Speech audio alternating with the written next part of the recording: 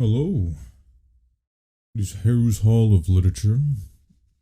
I know it's been a minute now, and I want to apologize for that.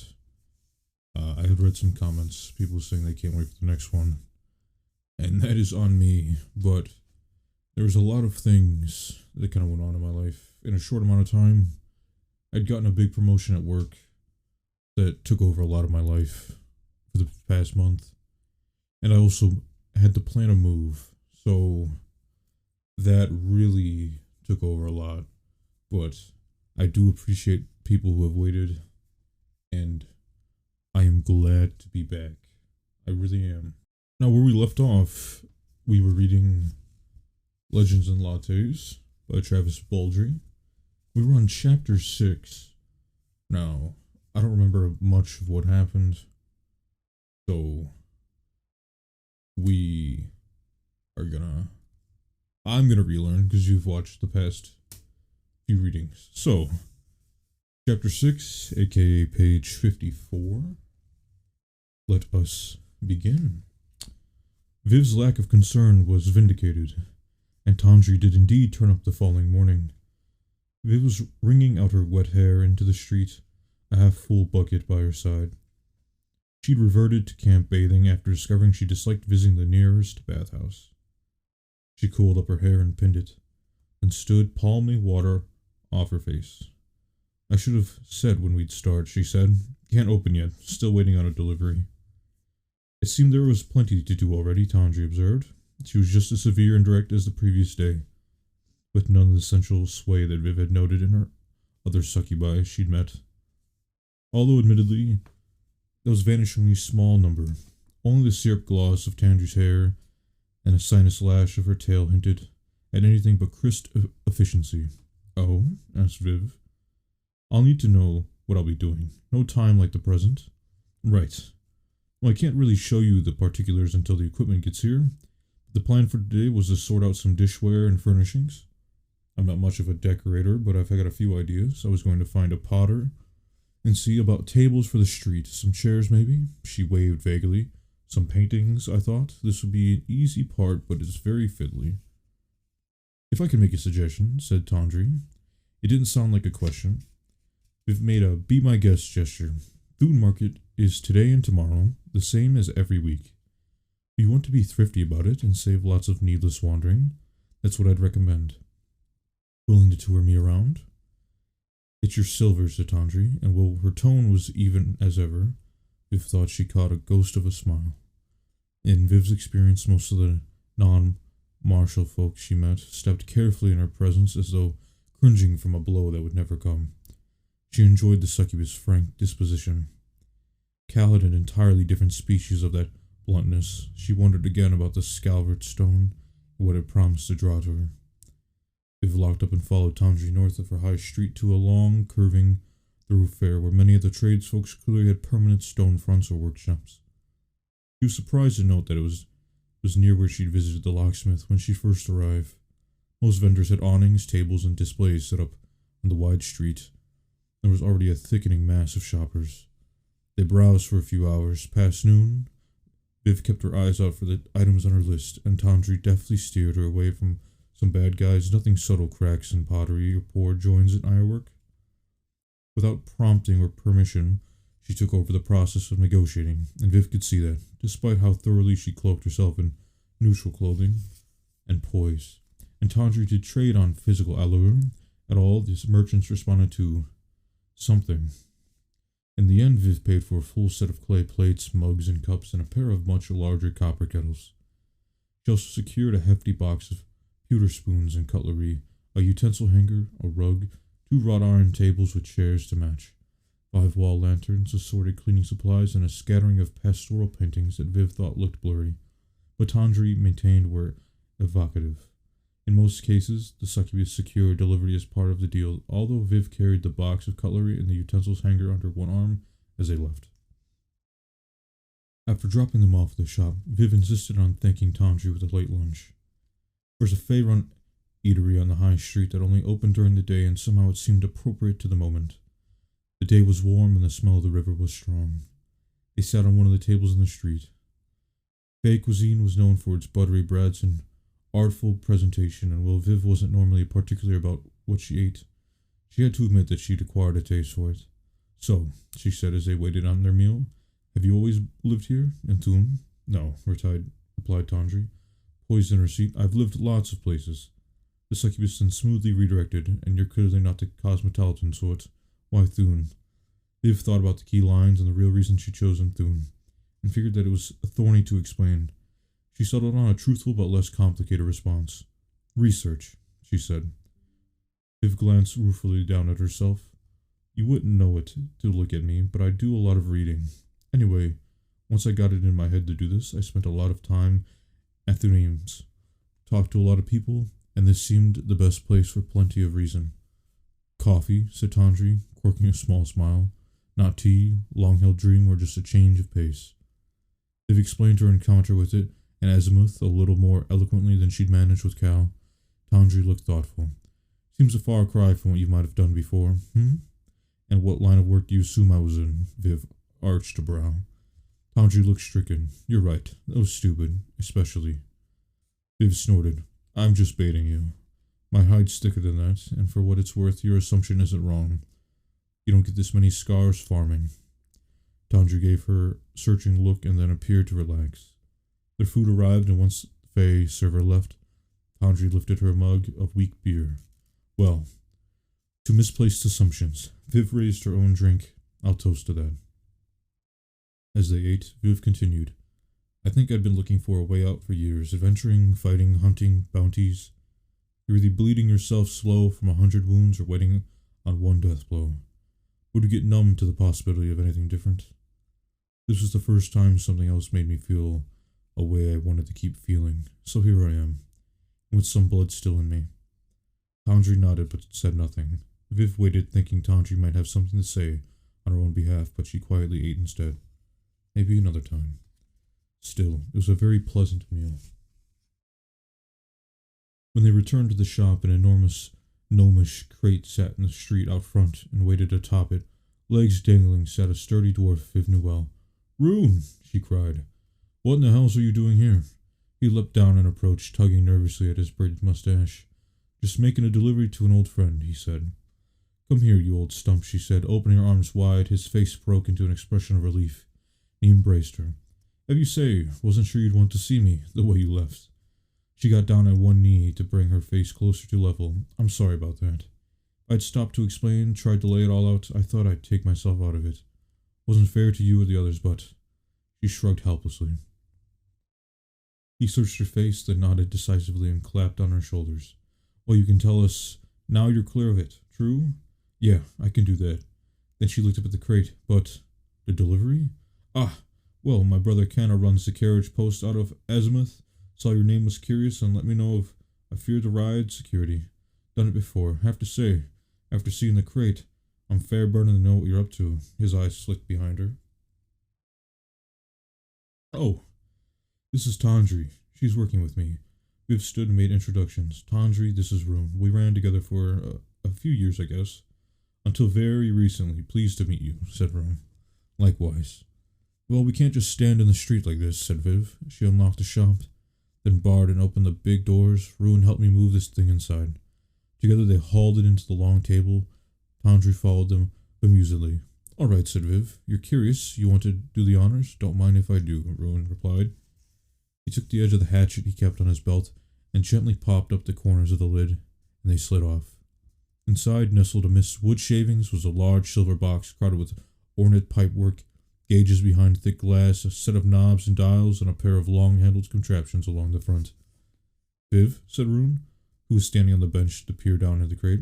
I haven't the faintest damned idea what that is. It's a coffee machine, wasn't Tandri allowed, isn't it? That's exactly what it is, said Viv, with great satisfaction. Coffee, said Roon. Is this what you were going on about back in Azimuth? He shot a glance at Tandri, couldn't stop blabbering. Yep, Viv smiled at him. Well, what in the hell are you planning to do with it? Asked Roon. Help me get out of here and I'll tell you. They shortly headed up on the counter top and crate out in the street. Viv drew up big doors closed again. She wasn't interested in another unexpected visit from Black. Especially not right now. With Roon here, She found it more difficult to rein in her desire to knock him bloody. A pamphlet was packed in the crate amongst the shavings. Tandri claimed it and pursed it while Viv and Roon chatted at the big table. After Viv explained her plans and what she'd done with the place, Roon gave the building a longer, more appreciative inspection. "Woo," he said. "Well, Viv, when you go at something, you don't go at it soft. Can't say I understand how you plan to make it work, but you never ran into a fight without knowing how it was going to turn out. Guess I trust your gut over mine." "Not sure about that," said Viv, "but I did my best not to leave too much to chance." Roon squinted at her when he said it seemed like he might press for more. "So how's Galena?" asked Viv, hurrying past the uncomfortable potential of that topic. "Can't say she wasn't stung, but you know her, though, as they come. May still sore, but she'll be fine. You know, if you want to say something, carry a letter, maybe? I should write her, but I think I ought to make a little time to think about it. You all still pass Suvarian? Of course, easiest route to most places. I'll send her something there. After I figure out what to say, tell her I'm sorry I left the way I did." Roon nodded, then drummed his hands on the table. "And speaking of leaving, I have to get going on. Day's running down and a long way to go tomorrow before I do." He rummaged in a pouch, his belt, and pulled a small grain stone with 3 wavy stripes engraved on the side. "Blinkstone?" asked Viv. "Yep," said Roon. "I've got the match to it on me. I know you're set up here, don't expect any problems, but you ever get into trouble, things don't go the way they should, you toss us into a fire, I'll get the signal and I'll find you. Now that I know where you are, it's going to be fine, Roon. Well, sure it is, but also, maybe someday you find you need to get back out there." He held up his hand before she could protest. "Not saying you will, not saying it's even likely, but better prepared. True?" She took the stone from him, better prepared, sure. It was the last thing she wanted, but he was doing her a kindness, after she'd left them behind without explanation. The least she could do was graciously accept a friendly overture. "Then I'll be off," he said briskly. He rose and embraced her again. He made a short bow to Tandri, adding, "A pleasure, miss." Viv saw him out. "It was good to see you, Roon, truly. Give Galena and Tavius my apologies. And Fennis?" Roon grinned at her, a swift kick in the arse. She said. "I'll see you. Take care, Viv." And he departed into the night. "Sorry about that," Viv returned to find Tandri still pursuing the gnomish booklet. "Honestly, there's no need for you to be here this late. I lost track of time. Should have cut you loose an hour ago." The succubus looked up from her reading. "After all this, I think I'll have to know how this works. I'm not sure I can stand to be in suspense overnight when it's sitting right here." She briefly touched the gleaming machine. "It looks so modern and glossy. There on the counter, gnomish engineering really was a marvel. It wasn't exactly like the one Viv had seen at Azimuth, but close enough." Now that Roon had left, her excitement rose, along with some queasy trepidation. "You already know how it works?" asked Tandri. "For the most part," said Viv, who stared at it, her eyes roving over curving pipes and polished glass plates. "Well," Tandri's expression had given way to something with more humor in it. "Don't leave me on tenterhooks." "Right, so fire." Viv located the small door along the front and flipped it open. An oil reservoir and wick were just visible. She found a long sulfur match, struck it, and lit the wick, closing the door after. "And water?" She filled a kettle from the water barrel, opened another door along the top, and carefully decanted water into the reservoir. While she retrieved a bag of beans from the storeroom, she heard a rising gentle hiss. By the time she returned, the gauges along the front had begun to twitch. There was a clever grinding mechanism at one end, and she poured a measure of beans into yet another compartment. She unlatched one of the long-handled devices from the front of the machine and slotted it in below the grinder. Once the right-hand gauge crept into the blue section on its face, she flipped a lever, and a rumbling whine sound as the beans were ground and packed tightly into the scoop of the handle. "Can you pass me one of those mugs?" Tandri obliged, watched the whole process with interest.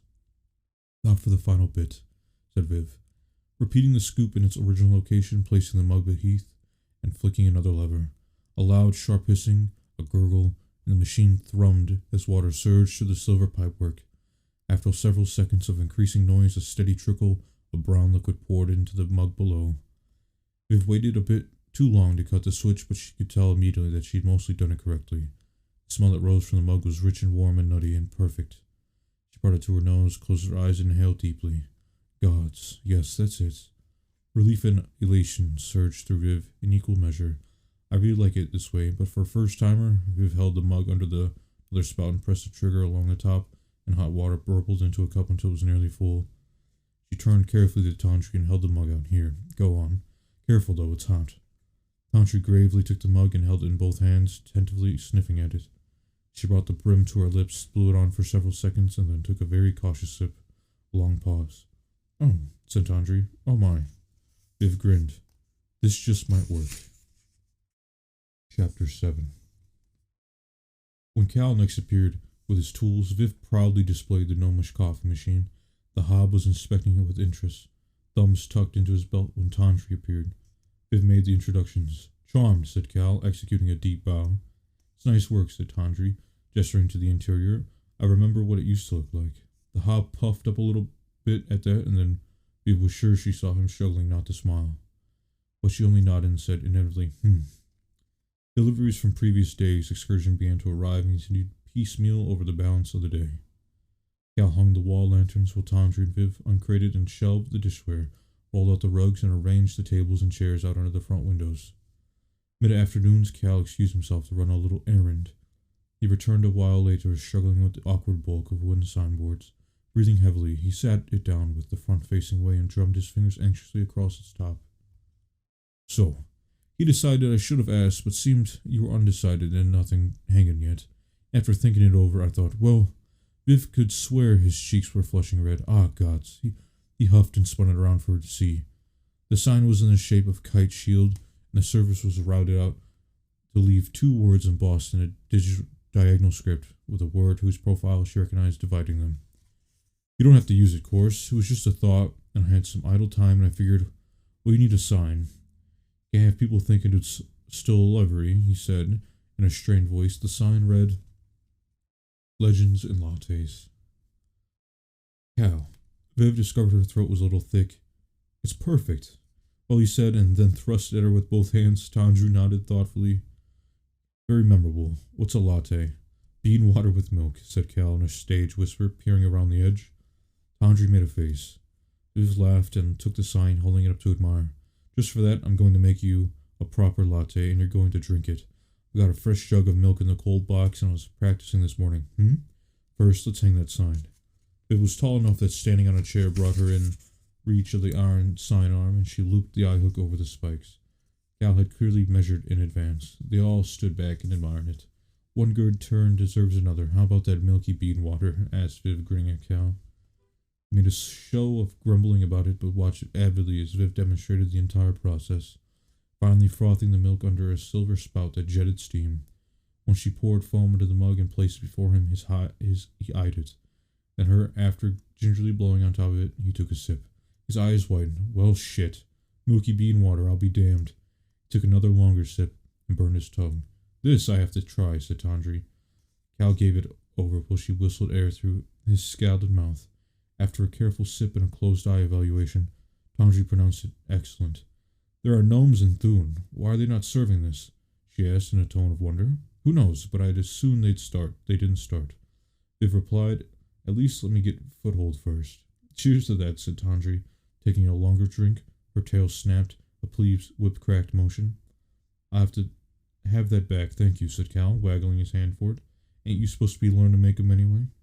I read the book that was packed in, but there's some kind of art to it, she replied, as she handed over the mug. Come on around here, I'll show you, said Viv. She was smiling, and for the first time the building, the city, this place, felt like hers. The place she'd still be tomorrow, the week after, the next season, next year. Home. It's opening tomorrow, you said, asked Tantri as they all sat together at one of the outdoor tables, sipping their respective drinks. I hope so, said Viv. Not really sure what to expect, though. I'm honest, I'm nervous about it. Feels like there's something else I should be doing to prepare. I don't know what that is, so I figured I should just get in there and get bloodied and sort it out as I go. As we go. Well, ideally, there won't be any blood, said Tantri with a wry smile. But do you really expect folks to just show up at your door? Are you going to advertise? Advertise? Put the word out, signs, hire a crier to let people know you're open. Viv was taken aback. I'd never thought about it. For someone who has planned this as thoroughly as you have, I'm a little surprised by that, said Tantri. Viv felt both complimented and chastened at the same time. I just stumbled across the cafe in Azimuth. I figured it might be the same here. Were there customers, though? Sure. That's advertising by itself. You saw people buying repeat business that you know that was worth investigating. Huh. You seem to know a lot more than about this than I do. Well, what do you suggest? Tandri thought about it before answering. Viv liked that about her. No harm in opening. We can find our sea legs. The problem I see is that even if you tell the city where you're selling, nobody knows what it really is. The same as Cal and I. Cal nodded. So, Tandri continued, maybe we need to educate them. Let me think on it. Tomorrow, a dry run, but frankly, I wouldn't expect much. I don't want you to be disappointed. Viv furrowed her brow. After both of your reactions, I guess I didn't figure it would be such a hill to climb. I don't think you should be concerned yet, said Tandri, briefly touching her hand. I just think we should keep expectations in check. Viv was ruminating on what she had, startled by another voice. Well, miss, seems you've settled right on in. Lainey grinned at them, her face like a withered apple. Lainey, said Viv. I guess I have. Can't say I can figure what you're about here, but the place looks a treat. She squinted up at the sign. Nope, not a clue.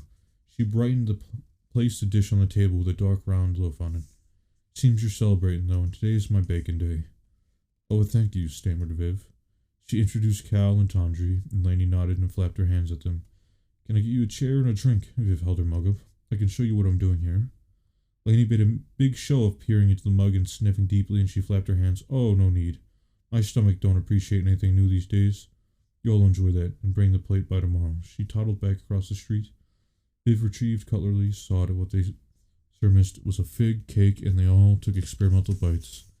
They each sat chewing for an extremely long time, laboriously swallowed, mumbled vaguely appreciative words, and after a shared glance, burst into laughter, agreeing that the thing was wholly inedible.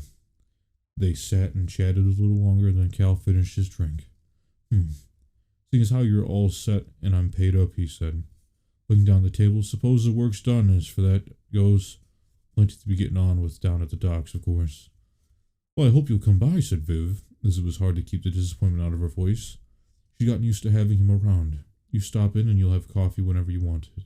I hope you do. Might just do that. The need arises, he said. Viv thrust her hand out at him. Don't be a stranger, Cal. He returned the shake, his hand swallowed by hers. You neither, Viv. Been good work. Somehow from him the words were touching. It was good to meet you, Cal, said Tandri. Then, with a nod and another small bow to both of them, he left. Viv's heart broke a little to see him go. While Tandri rolled up her sleeves and cleaned the mugs in the wash bucket and set them out to dry, Viv went to the pantry and retrieved a long, holdy garland she'd bought when she'd bought the jugs of milk that morning. For a long moment, she stared at the black blood where it was mounted on the wall and then twinned the gnarled from end to end and stood back, eyeing it critically. Looks nice, said Tandri, drying her hands and startling Viv out the reverie. I just thought, I don't know what I thought. Before you could have picked it up and swung it at any moment, said Tandri. It was a weapon. She gave Viv a thoughtful look. Now it's a relic, a decoration, something from before. Viv nodded. Suppose you're right. Tandri gave her a little smile that was almost a smirk. I usually am, something you'll eventually come to terms with. Well, you'll excuse me if I hope you're wrong about tomorrow. If I am right, don't take it personally. Viv snorted. I'll try not to. But she was still worried. While Tandri tidied up, Viv went to the dining area and the scalvered stone resting place. She tapped the flagstone with her foot 3 times for luck, and then withdrew a much-thumbed scrape of parchment from her pocket. Well nigh to Thumacline, the scalvered stone of fire, draws the ring of fortune, aspects of heart's desire. I'll be leaving now, said Tandri, coming into the room and startling her again. Viv hurried, scuffed the scrape back into her breeches. The woman gave her a puzzled look. Great, sure. I'll see you tomorrow. Suppose I should try to sleep, but I honestly don't think I can. I'm sure. At a sudden clatter and a thump, they both turned around in front of the shop. Viv ducked her head out the door.